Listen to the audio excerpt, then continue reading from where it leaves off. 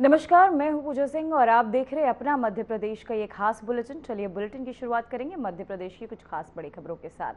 CM Mohan Yadav का रतलाम उज्जैन दौरा, करोड़ों की सौगात देंगे सीएम मोहन यादव। आपको बता दें रतलाम में संघ शताब्दी सभागार का लोकार्पण करेंगे सीएम। वहीं उज्जैन में इंगोरिया उन्हें मार्ग का भी भूमि पूजन करते नजर आएंगे सीएम।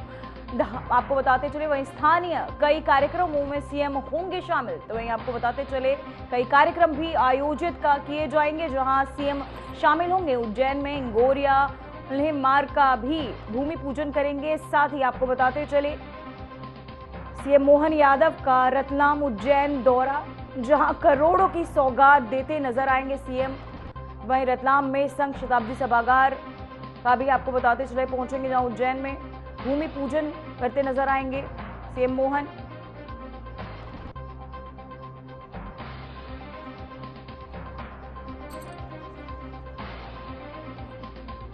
तो वहीं आपको बताते चले उज्जैन में इंगोरिया उन्हें मार्ग का भूमि पूजन करेंगे सीएम। स्थानीय कई कार्यक्रमों में भी सम्मिलित होंगे सीएम। सीएम मोहन यादव का रतलाम उज्जैन दौरा, जिसे लेकर चर्चाएं तेज हैं आपको बता दें, और साथ ही कई प्रोग्राम भी निर्धारित किए गए हैं सीएम के लिए। वहीं आपको बताते चले भूमि पूजन करते भी नजर आएंगे सीएम मोहन यादव। साथ ही रतलाम उज्जैन दौरा, जहां करोड़ों की सौगात देंगे सीएम मोहन यादव। रतलाम में संघ शताब्दी सभागार का लोकार्पण करेंगे। उज्जैन के इंगोरिया उन्हें मार्ग का भूमि पूजन भी करेंगे सीएम।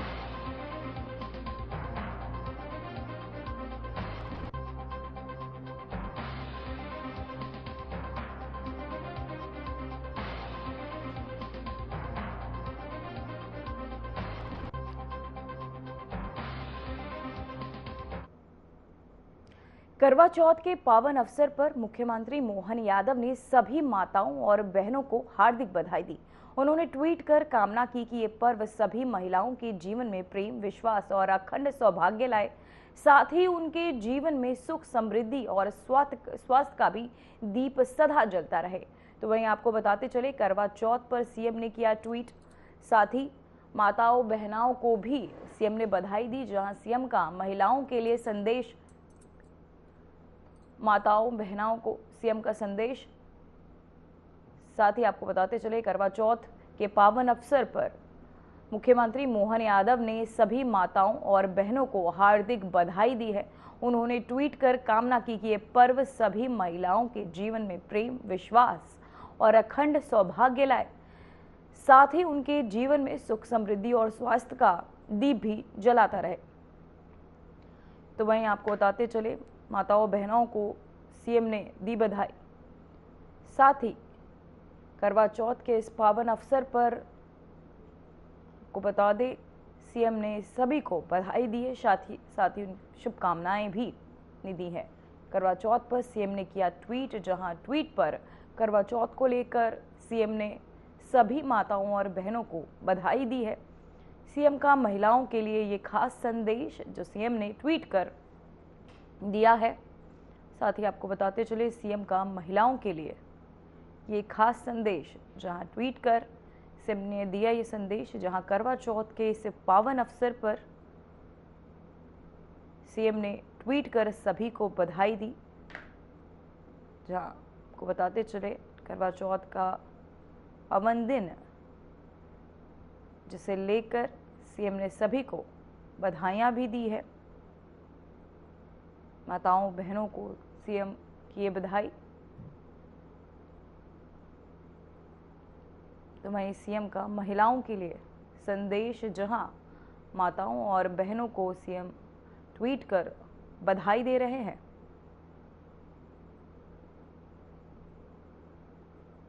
तो वहीं आपको बताते चलें करवा चौथ पर सीएम ने किया ट्वीट। साथ ही ट्वीट कर सभी बहनों को करवा चौथ को लेकर बधाइयां दी। जहां आपको बता दें आज करवा चौथ का ये पावन दिन, जिसे लेकर सीएम ने सभी को बधाइयां दी। सीएम का महिलाओं के लिए ये खास संदेश, जिसे सीएम ने ट्वीट कर दिया है। तो वहीं करवा चौथ के इस पावन अवसर पर सभी को शुभकामनाएं सीएम ने ट्वीट कर दी है।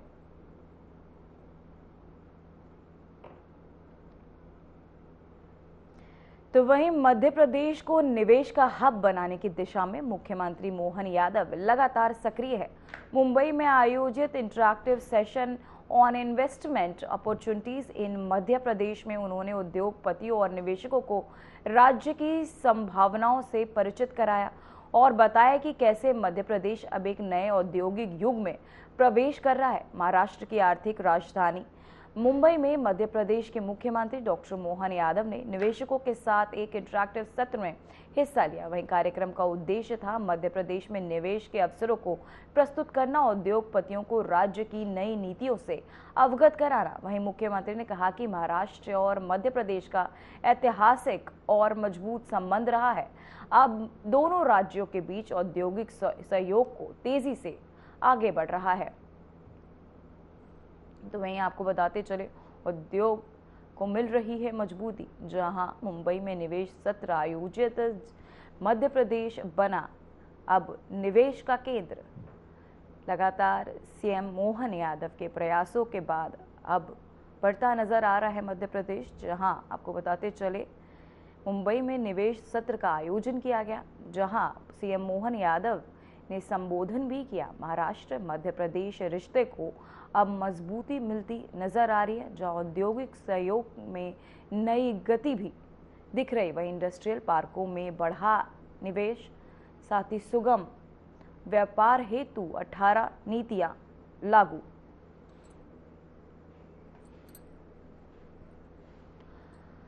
तो वहीं आपको बताते चले, इंडस्ट्रियल पार्कों में बढ़ा निवेश और साथ ही आपको बता दें औद्योगिक सहयोग से नई गति भी मिली है, जहां मध्य प्रदेश को निवेश का हब बनाने की दिशा में मुख्यमंत्री मोहन यादव लगातार सक्रिय नजर आ रहे हैं। मुंबई में आयोजित interactive session on investment opportunity in Madhya Pradesh में उन्होंने उद्योगपतियों और निवेशकों से राज्य की संभावनाओं से परिचित कराया और बताया कि कैसे मध्य प्रदेश अब एक नए औद्योगिक युग में प्रवेश कर रहा है। महाराष्ट्र की आर्थिक राजधानी मुंबई में मध्य प्रदेश के मुख्यमंत्री डॉक्टर मोहन यादव ने निवेशकों के साथ एक इंटरैक्टिव सत्र में हिस्सा लिया। कार्यक्रम का उद्देश्य मध्य प्रदेश में निवेश के अवसरों को प्रस्तुत करना और उद्योगपतियों को राज्य की नई नीतियों से अवगत कराना था। मुख्यमंत्री ने कहा, महाराष्ट्र और मध्य प्रदेश का ऐतिहासिक और मजबूत संबंध रहा है और अब दोनों राज्यों के बीच औद्योगिक सहयोग को और तेजी से आगे भी बढ़ रहा है। तो वहीं आपको बताते चले, सुगम व्यापार हेतु 18 नीतियां लागू की गई। जहां भी हम अपने इंडस्ट्रियल पार्क खोल रहे हैं तो सबसे तेज गति से निवेश आ रहा है, क्योंकि हमारी सरलीकृत व्यवस्था एक तरह से बिजनेस को अनुकूल बनाने के लिए वो सारी बातें मूल रूप से मैंने अपने मंत्रालय के सब काम तो सबको बांटे हैं, लेकिन आज मोदी जी के नेतृत्व में भारत अगर चौथी अर्थव्यवस्था से तीसरी तरफ जा रहा है और भविष्य के 47 की तरफ बढ़ना पड़ेगा, तो सभी राज्य सरकारों को कमर कस के आगे आना पड़ेगा। तो हमने भी कहा सब विभाग दे सकता हूं, लेकिन उद्योग विभाग मुख्यमंत्री रखेगा ताकि सरलता से काम कर सके, उसमें संवाद हो सके। क्योंकि जब हम अच्छा काम करने जाएंगे तो एक अवसरों को, ये बात सही है कि उद्योगपति अपने व्यापार व्यवसाय को बढ़ाना चाहते हैं, लेकिन बढ़ाने के साथ वो सुव्यवस्था भी चाहते हैं। अव्यवस्था से व्यापार नहीं बढ़ता है, अव्यवस्था से परेशानी बढ़ती है, और सुव्यवस्था की तरफ बढ़ते हैं तो वो उसमें बात का भी पक्का होना चाहिए, काम का भी पक्का होना चाहिए और व्यवस्थाओं के भी पक्के होना चाहिए। सरकार के बलबूते पर हम अगर कोई काम करने जा रहे हैं तो समयबद्ध से सुशासन की नीतियों के बलबूते पर, लेकिन हमने कहा हमारी पॉलिसियां तो है ही। देश के संदर्भ में भी बोलना चाहूंगा, आज बदलते दौर में ये हमारे लिए गया जमाना कि हमारे पास केवल कहीं अपना बंदरगाह हो तो व्यापार व्यवसाय करेंगे। अब तो एयर कार्गो का जमाना आ गया है और मध्य प्रदेश अपने सभी प्रकार की नीतियों के बलबूते पर व्यापार व्यवसाय को बढ़ाने के लिए जो जरूरी है, ऐसी 18 प्रकार की नीतियां हमारे पीएस ने अभी आपके सामने रखी है। और जो सरलता से करने वाली बातें हैं, कई प्रकार की अच्छी बातें, जैसे हमारे पास सबसे बड़ा लैंड बैंक भी है और लैंड बैंक के साथ बिजली भी सरप्लस है। मुझे इस बात की प्रसन्नता कि पूरे देश के अंदर सबसे सस्ती बिजली कहीं से वो दे रहे हैं तो मध्य प्रदेश से दे रहे हैं। हमें इस बात का आनंद भी है। इस बात के लिए एक बड़ा भविष्य की संभावना वाला सेक्टर है। कोई एक सेक्टर हो तो बात समझ में आती। अभी तो ये डिसाइड करना मुश्किल है कि अब हम कौन कौन से सेक्टर में जाएं। रहेजा जी से मैं पूछ रहा था कि कौन कौन से सेक्टर में हो, तो आपने कहा आईटी से लगा कर रियल एस्टेट तक, और अब तो आने वाले समय में हमारे रक्षा उत्पादनों के लेकर के कितनी प्रकार की संभावना कहाँ से खुल रही है। और ये प्रत्येक क्षेत्र हमको अपने कामों को बढ़ाने के लिए बुला रहे हैं। मैं मध्य प्रदेश के संदर्भ में भी बोलना चाहूँगा, आज बदलते दौर में ये हमारे लिए गया जमाना कि हमारे पास केवल कहीं अपना बंदरगाह हो तो व्यापार व्यवसाय करेंगे। अब तो एयर कार्गो का जमाना आ गया और मध्य प्रदेश अपने सभी प्रकार की नीतियों के बलबूते पर व्यापार व्यवसाय को बढ़ाने के लिए जो जरूरी है, ऐसी 18 प्रकार की नीतियां हमारे पीएस ने अभी आपके सामने रखी है। और जो सरलता से करने वाली बातें हैं, कई प्रकार की अच्छी बातें, जैसे हमारे पास सबसे बड़ा लैंड बैंक भी है और लैंड बैंक के साथ बिजली भी सरप्लस है। मुझे इस बात की प्रसन्नता कि पूरे देश के अंदर सबसे सस्ती बिजली कहीं से वो दे रहे हैं तो मध्य प्रदेश से दे रहे हैं। हमें इस बात का आनंद भी है। इस बात के लिए एक बड़ा भविष्य की संभावना वाला सेक्टर है।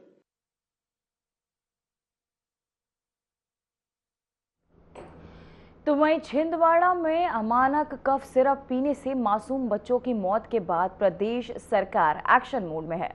मुख्यमंत्री ने स्पष्ट किया कि इस त्रासदी की जांच के लिए विशेष जांच टीम यानी एसआईटी का गठन किया गया है। प्रदेश पुलिस ने तत्परता दिखाते हुए तमिलनाडु से दवा निर्माता कंपनी के मालिक को गिरफ्तार कर लिया है। मुख्यमंत्री ने कहा कि एक कदम सरकार की संवेदनशीलता और त्वरित कार्यवाही का प्रमाण है। उन्होंने दो टूक कहा कि दोषियों को किसी भी कीमत पर बख्शा नहीं जाएगा और कठोरतम कार्यवाही की जाएगी। तो वहीं आपको बताते चले एक्शन में के आधार पर जो बच्चों की दुखद मृत्यु हुई या वो बीमार हुए, इसके खिलाफ हमने तुरंत एसआईटी का गठन किया था। और आज मुझे जानकारी दी गई कि हमारी पुलिस ने न केवल तमिलनाडु के अंदर उस दवा निर्माता को पकड़ा है, दबोचा है, ये बात वो बताती है जिसके कारण से हमारी सरकार इन कामों के कारण जानी जाती है जो दक्षता के आधार पे होते हैं। दोषी कोई भी हो, हमारी सरकार उसको छोड़ेगी नहीं। जहाँ से मिलेगा वहाँ से पकड़ के लाएंगे, उसके खिलाफ कठोर कार्रवाई करेंगे। ये हमारी सरकार का हमारी अपनी साख भी है और यशस्वी प्रधानमंत्री के आशीर्वाद से ऐसे किसी गलत काम को हम बर्दाश्त करने वाले नहीं हैं। और खासकर बच्चों के लिए तो हमारे लिए मन में संवेदना भी है। कोई भी अव्यवस्था या कोई व्यवस्था में कहीं कमी पाई जाएगी, हमारी सरकार उसी प्रकार से कठोर कार्रवाई करेगी। मैं एसआईटी के गठन के समय भी मैंने बोला था और आज मैं पुनः इस बात को दोहरा रहा हूँ कि दोषी कोई भी हो, हम उसको छोड़ने वाले नहीं। तो वहीं छिंदवाड़ा में कोल्ड ड्रिंक सिरप से हुई मौतों के मामले में जिम्मेदारों पर शिकंजा कसना शुरू हो गया है। श्री सन फार्मा के मालिक रंगनाथन, जिन्हें तमिलनाडु से गिरफ्तार किया गया था, को मध्य प्रदेश पुलिस नागपुर लेकर आई है। नागपुर हवाई अड्डे पर औपचारिक कार्यवाही पूरी करने के बाद अब आरोपियों को सड़क मार्ग से छिंदवाड़ा लाया जा रहा है, जहां उससे पूछताछ की जाएगी। तो वहीं आपको बता दें, इससे पहले सरकार ने इस पूरे मामले की जांच के लिए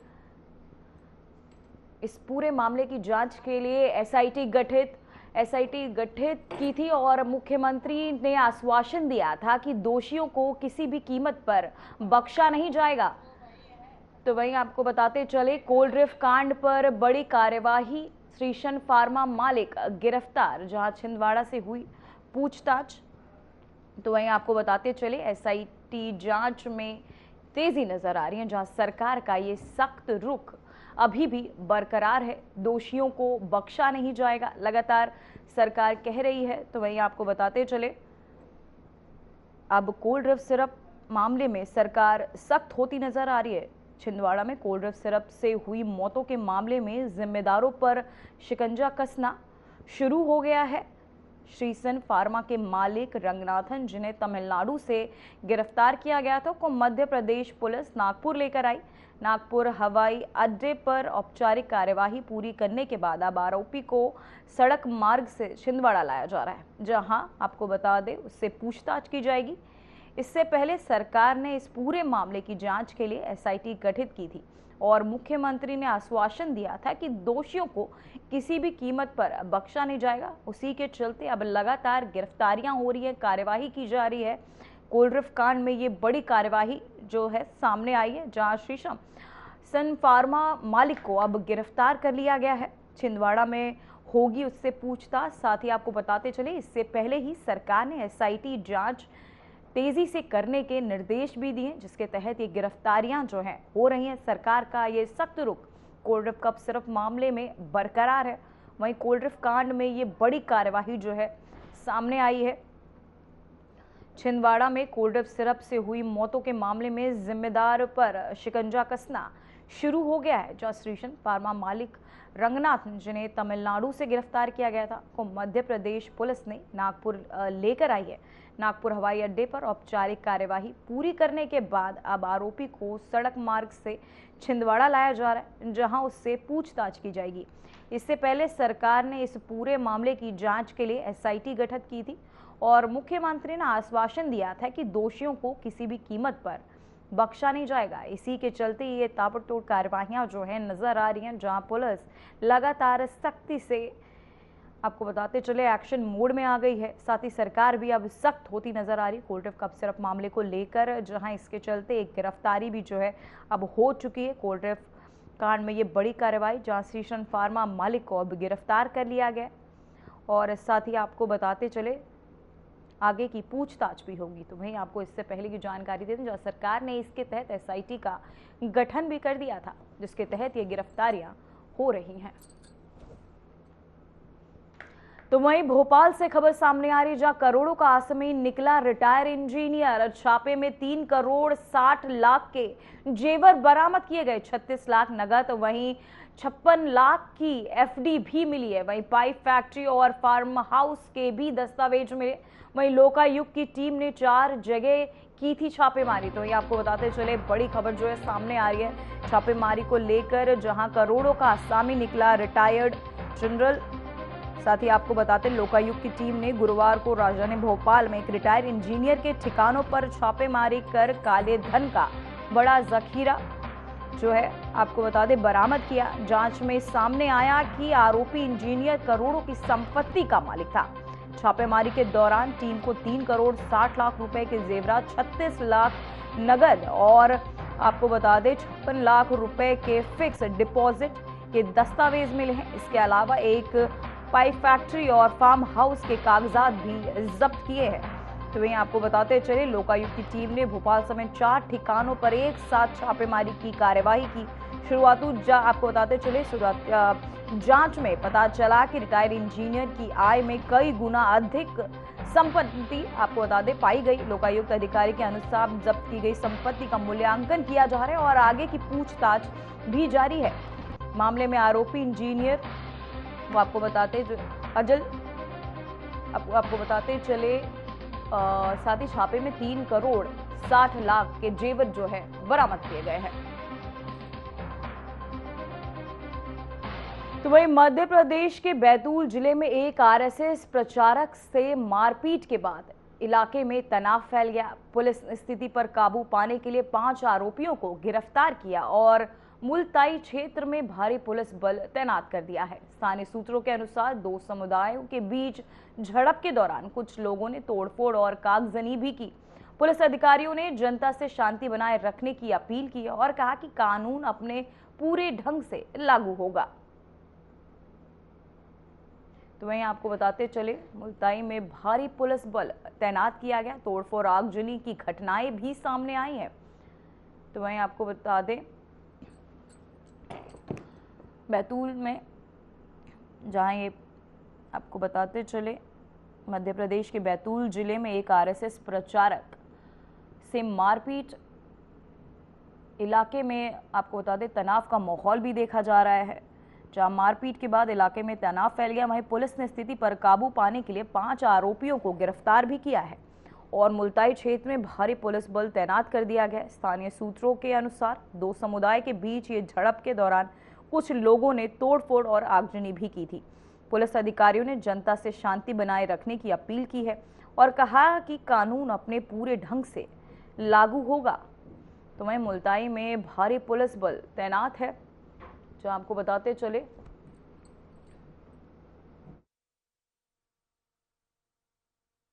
मुल्ताई में आज दो मोटरसाइकिलों का आपस में टक्कर हो गई थी और उस बात को लेके जिला प्रचारक जी जो मुल्ताई के हैं शिशुपाल यादव जी, उनके साथ फिर कुछ लोगों ने मारपीट और जो है झूमा झटकी की घटना हुई और भी घटना हुई है। पुलिस ने इसमें एफआईआर कर ली है, पंजीबद्ध कर ली है और इसमें 5 आरोपियों को पुलिस ने गिरफ्तार भी कर लिया तत्काल ही।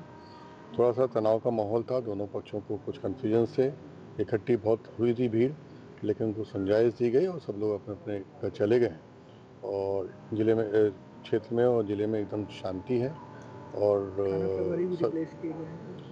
जो तत्कालिक तौर पे जो थोड़ा सा डिले हुआ है वहाँ पे मौके पे जो है वो कार्रवाई करने में, उसमें हमने 2 सब इंस्पेक्टर्स को सस्पेंड किया है और एक जो थाना प्रभारी हैं मुल्ताई के, उनको लाइन अटैच। देखिए, आज मुल्ताई के जिला प्रचारक जी श्री शिशुपाल जी यादव जी मार्केट में जा रहे थे। उनके टक्कर हुई, टक्कर को लेकर कुछ विवाद हुआ। उस बात को लेकर कुछ यहाँ पे मुल्ताई में कुछ विवादित स्थिति उत्पन्न हुई थी, जिस पे एसपी साहब और हमने तत्काल रश किया। रश करने के बाद में स्थिति को हम लोगों ने संभाला, दोनों पक्षों से बात करी है और बात करके दोनों पक्षों को समझाने का प्रयास किया है।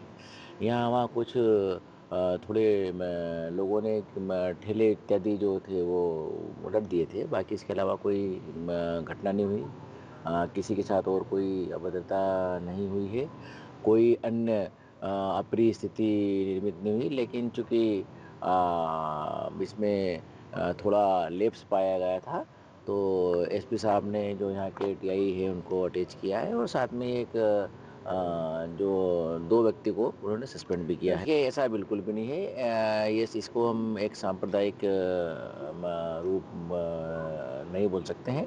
घटना थी, निश्चित रूप से हर व्यक्ति सम्माननीय है और उस कारण से जो जिला प्रचारक जी थे उनके साथ में जो अशिष्टता हुई थी या जो उनके साथ में जो घटना घटी थी वो निंदनीय है और इसके लिए हम लोगों ने 5 लोगों की एसपी साहब ने गिरफ्तारी भी करी है और भी जो लोग आएंगे हम उनके विरुद्ध भी करेंगे। इसके अलावा कानून व्यवस्था क्षेत्र की सामान्य बनी रहे। ऐसी स्थिति में जो भी व्यक्ति कानून व्यवस्था को प्रभावित करेगा, शांति व्यवस्था भंग करने का प्रयास करेगा और उसके साथ में कड़ी कार्रवाई की जाएगी और हमने कड़ी कार्रवाई आज की भी है।